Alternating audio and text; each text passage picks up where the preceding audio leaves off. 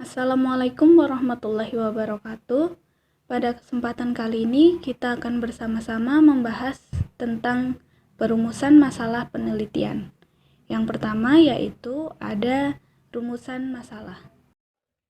Rumusan masalah adalah bagian penting dari penelitian, terutama ketika kita menyusun proposal penelitian. Rumusan masalah sering disebut sebagai sebuah pertanyaan penelitian atau research question. Sebuah penelitian dimulai dari sebuah pertanyaan yang ingin dijawab oleh peneliti atau masalah yang ingin dicarikan pemecahan masalahnya oleh peneliti. Rumusan masalah dapat diartikan sebagai suatu usaha untuk menyatakan secara tersurat pertanyaan penelitian apa saja yang perlu dijawab atau dicarikan jalan pemecahan masalahnya. Menurut Sugiono, rumusan masalah itu merupakan suatu pertanyaan yang akan dicarikan jawabannya melalui pengumpulan data. Bentuk-bentuk rumusan masalah penelitian ini berdasarkan penelitian menurut tingkat eksplanasi. Dalam buku Metodologi Penelitian Kesehatan, Punch 2006 menyatakan bahwa rumusan masalah secara garis besar dapat dibagi menjadi dua, yaitu umum dan khusus. Rumusan masalah umum ini bersifat lebih general, lebih abstrak, dan biasanya tidak dijawab secara langsung karena sangat umum. Sementara itu, rumusan masalah khusus akan lebih spesifik, detail, dan konkret. Pertanyaan tersebut dapat dijawab secara langsung sebab data dibutuhkan untuk menjawabnya. Kriteria rumusan masalah. Menurut Tatang, dalam buku Menyusun Rencana Penelitian menyatakan bahwa secara ringkas, masalah yang bisa diangkat menjadi topik penelitian yang baik itu seharusnya memenuhi kriteria sebagai berikut. Yang pertama, masalah tersebut jika diteliti akan mempunyai arti penting baik bagi perkembangan ilmu maupun bagi kehidupan sehari-hari. Yang kedua, kesimpulan penelitian mempunyai daya simpul yang cukup lama. Artinya, dapat digeneralisasikan, bukan cuma saat penelitian melakukan sesudahnya. Yang ketiga, masalah tersebut memiliki daya tarik kuat bagi peneliti, pribadi maupun masyarakat. Yang keempat, secara operasional masalah tersebut bisa diteliti, baik dari sudut prosedural, metodologi, maupun dari sudut ketersediaan data di lapangan. Selain itu, menurut Joko Subagio, dalam menentukan rumusan masalah, sebaiknya kita memperhatikan ketentuan-ketentuan di bawah ini. Yang pertama, dirumuskan dalam bentuk pertanyaan. Yang kedua, dirumuskan dalam kalimat yang sederhana. Yang ketiga, rumusan masalah harus singkat, padat, dan tidak menimbulkan kerancuan dalam pengertian. Yang keempat, mencerminkan keinginan penulis dalam melakukan penelitian. Yang kelima, tidak mempersulit dalam pencarian data lapangan. Yang keenam, rumusan masalah dapat dipakai sebagai rumusan hipotesa. Yang ketujuh, rumusan masalah dapat direfleksikan ke dalam judul. Berdasarkan beberapa pendapat para ahli, maka dapat ditarik kesimpulan. Kriteria rumusan masalah adalah dapat dalam bentuk pertanyaan, lalu dengan kalimat yang sederhana. Masalah tersebut diteliti akan mempunyai arti penting baik bagi perkembangan ilmu maupun bagi kehidupan sehari-hari, dan memberi petunjuk tentang mungkinnya pengumpulan data guna menjawab pertanyaan yang terkandung dalam rumusan masalah itu. Jadi di sini saya ingin menjelaskan berdasarkan pemaparan manfaat perumusan masalah, yaitu perumusan masalah memiliki fungsinya itu ada 4. Yang pertama, kenapa sih perumusan masalah itu harus ada? Karena perumusan masalah itu suatu syarat. Jadi kegiatan penelitian itu ada dan dapat dilakukan. Yang kedua itu sebagai pedoman, yaitu kalau misalnya kita nggak ada pedoman, nggak ada tuh yang namanya penentu arah atau tujuan untuk meneliti suatu penelitian gitu. Jadi perumusan masalah ini dapat berkembang dan berubah setelah penelitian sampai di lapangan. Yang ketiga itu sebagai penentu jenis data. Nah, perumusan masalah ini penting. Jadi pas kita terjun ke lapangan lah untuk meneliti suatu masalah, perumusan masalah apa jenis data yang akan kita gunakan untuk meneliti penelitian tersebut gitu. Yang keempat yaitu suatu perumusan masalah adalah dengan adanya perumusan masalah penelitian, maka para peneliti menjadi dapat dipermudah di dalam menentukan siapa yang akan menjadi populasi dan sampel penelitiannya. Perumusan masalah ini harus ada pedoman, syarat ataupun strategi. Sama aja sih, strategi untuk kita menggunakan data apa, menggunakan pedoman apa, siapa yang akan kita teliti, dan rujukan sampel penelitian kita ataupun data apa yang kita akan gunakan. Jadi dari fungsi itu memiliki manfaat, yaitu memberikan sumbangsi bagi ilmu pengetahuan dan peningkatan efektivitas kerja. Yaitu ilmu pengetahuan kita bertambah, tahu gitu apa yang terjadi saat kita turun di lapangan tersebut. Dan yang kedua, dengan pembahasan yang lain yaitu bentuk atau model rumusan masalah. Di sini saya akan membahas tentang model. Yang pertama yaitu model rumusan masalah ini mempunyai karakteristik, yaitu dari pemaparan Leidy pada tahun 97, setiap rincian permasalahan haruslah merupakan satu yang dapat diteliti. Yang kedua, setiap rincian terkait dengan investasi data. Yang ketiga yaitu semua rincian permasalahan perlu terintegrasi menjadi satu kesatuan permasalahan lebih besar. Keempat, rincian yang penting saja yang teliti. Dan yang kelima, hindari rincian permasalahan yang pengatasannya tidak realistik. Dari semua model itu, jadi intinya perumusan masalah itu harus mempunyai sebuah data yang realistik. Ya, itu dari pemaparan model yang dapat saya jelaskan. Sedangkan dari gambaran model di atas, maka model rumusan masalah secara umum dibagi menjadi 3 bentuk. Yang pertama, bentuk rumusan masalah deskriptif. Yang kedua itu komparatif. Dan yang ketiga, asosiatif. Apa sih rumusan masalah deskriptif itu? Merupakan suatu rumusan yang memadu peneliti untuk mengeksplorasi dan memotret situasi sosial yang akan diteliti secara menyeluruh, luas, dan dalam. Yang kedua yaitu rumusan masalah komparatif, merupakan rumusan masalah yang memadu peneliti untuk membandingkan antara konteks sosial atau domain satu dibandingkan dengan yang lain.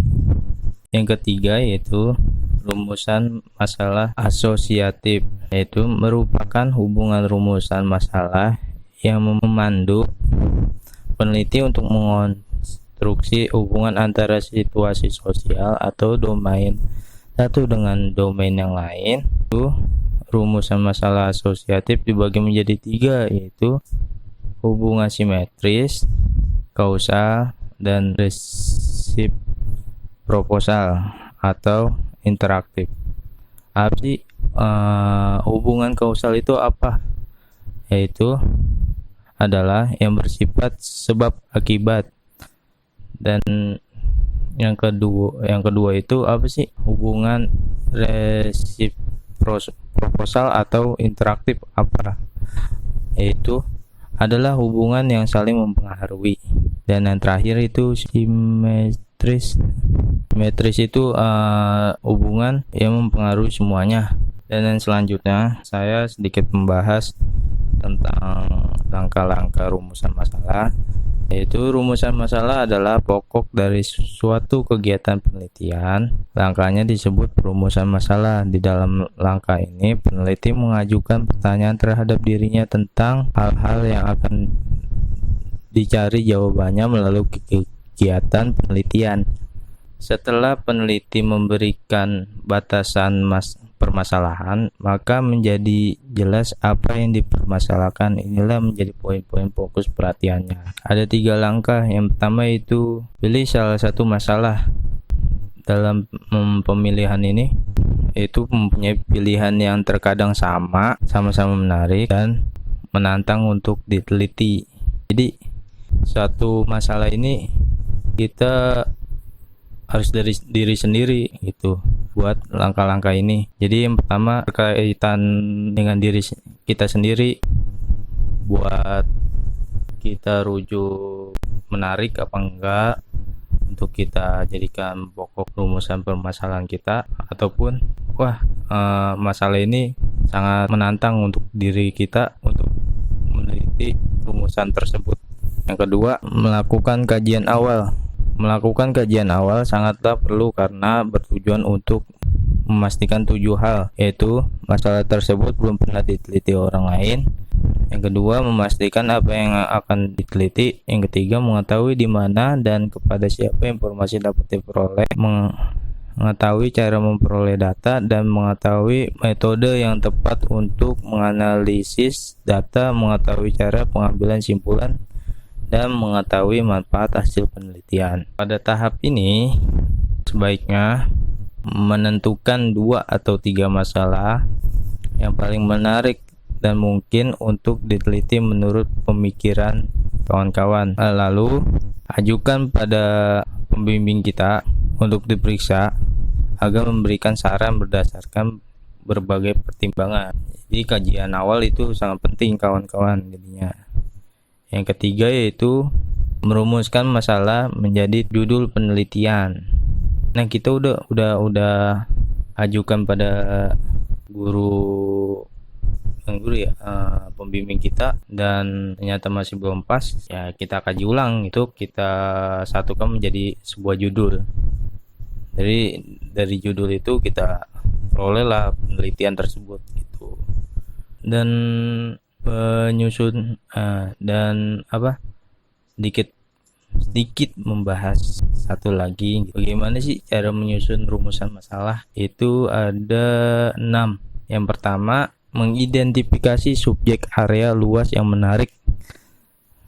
Sebelum memulai merumuskan suatu masalah, seorang peneliti sebaiknya selalu menanyakan pada diri sendiri apa yang benar-benar menarik bagi dirinya secara profesional. Yang kedua yaitu membagikan subjek area luas menjadi sub-area. Jika seseorang telah menetapkan subjek area tersebut yang seringkali mempunyai banyak aspek, maka seorang peneliti harus membaginya menjadi beberapa sub-area terlebih dahulu. Yang ketiga, memiliki sub-area yang paling menarik. Nah, itu sama kayak yang pertama. Jadi kita dalam pikiran diri sendiri itu apa yang benar-benar menarik, seperti itu. Dan yang keempat, kawan-kawan, mengungkapkan beberapa pertanyaan peneliti. Nah, pada tahap ini seorang peneliti sebaiknya bertanya pada diri sendiri tentang apa yang sebenarnya hendak dicari pemecahan atau jawaban dari beberapa sub area tersebut. Nah, dari perumusan masalah itu kita sedikit punya tujuan gitu dari sub yang akan kita cari, kita pecahkan atau kita jawab. Dan yang kelima yaitu merumuskan suatu tujuan objek atau objektif. Seorang peneliti harus mempunyai tujuan atau objek yang jelas dan nyata dari proses penelitian yang hendak dilakukan. Objektif atau tujuan ini ditumbuhkan dari pertanyaan yang diungkapkan dalam rumusan masalah. Nah, dari pemaparan rumusan masalah kita memiliki suatu tujuan ya, dari pertanyaan yang akan kita pecahkan atau kita. Dan yang keenam nih, meneliti objektif. Itu seorang peneliti harus menguji objektif atau tujuannya guna memastikan bahwa objek tersebut dapat dicapai melalui metode dan prosedur penelitian. Kalau ini yang saya pahami, apa yang kita sudah dapat, kita sudah pecahkan, kita sudah jawab dari pertanyaan apa yang kita cari, itu kita nilai apa sih, cocok nggak sih gitu, dan apa, dengan cara apa, metode apa gitu, dan prosedur penelitian apa gitu. Itu aja sih yang dapat saya pahami, kawan-kawan. Selanjutnya, ada prinsip-prinsip perumusan masalah. Prinsip-prinsip ini amat berguna bagi peneliti sebagai panduan dalam proses perumusan masalah itu sendiri. Adapun prinsip-prinsip dalam perumusan masalah antara lain, yang pertama, prinsip yang berkaitan dengan teori dasar. Peneliti hendaknya senantiasa menyadari bahwa perumusan masalah dalam penelitiannya didasarkan atas upaya menemukan teori dari dasar sebagai acuan utama. Yang kedua, prinsip yang berkaitan dengan maksud perumusan masalah. Pada dasarnya, inti hakikat penelitian adalah upaya penemuan baru. Yang ketiga, prinsip hubungan faktor. Masalah merupakan rumusan yang terdiri dari 2 atau lebih faktor yang menghasilkan kebingungan. Faktor-faktor itu dapat berupa konsep, peristiwa, pengalaman, ataupun fenomena. Yang keempat, fokus sebagai wahana untuk membatasi studi. Suatu penelitian tidak dimulai dari sesuatu yang kosong. Implikasinya, peneliti seyogyanya membatasi masalahnya dengan fokus. Fokus pada dasarnya adalah masalah yang bersumber dari pengamatan peneliti atau pengetahuan yang diperolehnya melalui kepustakaan lainnya. Implikasinya, apabila peneliti merasakan adanya masalah, seyogyanya ia mendalami kepustakaan yang relevan sebelum terjun ke lapangan. Yang kelima, prinsip yang berkaitan dengan kriteria inklusi-eksklusi. Perumusan masalah yang baik adalah yang dilakukan sebelum terjun ke lapangan, dan yang mungkin disempurnakan pada awal ia terjun ke lapangan akan membatasi peneliti guna memilih data mana yang relevan dan mana pula yang tidak. Masalah yang dirumuskan secara jelas dan tegas akan merupakan alat yang ampuh untuk memilih data yang relevan. Jadi, mungkin ada data yang menarik namun tidak relevan, maka data yang demikian akan dikeluarkan. Yang keenam, prinsip yang berkaitan dengan bentuk dan cara perumusan masalah. Ada 3 bentuk perumusan masalah, yaitu secara diskusi, secara proporsional, dan secara gabungan. Yang ketujuh, prinsip sehubungan dengan posisi perumusan masalah. Yang dimaksud dengan posisi ini tidak lain adalah kedudukan unsur rumusan masalah di antara unsur-unsur penelitian lainnya. Unsur-unsur penelitian lainnya yang erat kaitannya dengan perumusan masalah adalah latar belakang masalah, tujuan, dan metode penelitian. Yang terakhir, prinsip yang berkaitan dengan hasil kajian kepustakaan. Pada dasarnya, perumusan masalah itu tidak dapat dipisahkan dari hasil kajian kepustakaan yang berkaitan. Jadi, sebenarnya prinsip-prinsip tersebut tidak berlaku mutlak. Jadi, tidak harus kita pakai secara keseluruhan. Prinsip-prinsip tersebut dapat berlaku secara fleksibel, sesuai dengan kebutuhan peneliti. Meskipun demikian, seorang peneliti tetap harus memperhatikan beberapa prinsip tersebut agar penyusunan masalah penelitiannya memiliki landasan yang jelas. Selain prinsip-prinsip itu, calon peneliti juga perlu meninjau kembali hal-hal yang tidak kalah penting dalam melakukan proses penyempitan masalah, seperti yang pertama, adanya data dan metode untuk memecahkan masalah tersebut. Jadi, sebelum kita meneliti, kita dianjurkan untuk mencari data sebanyak-banyaknya dan metode yang paling cocok untuk memecahkan masalah yang akan kita teliti.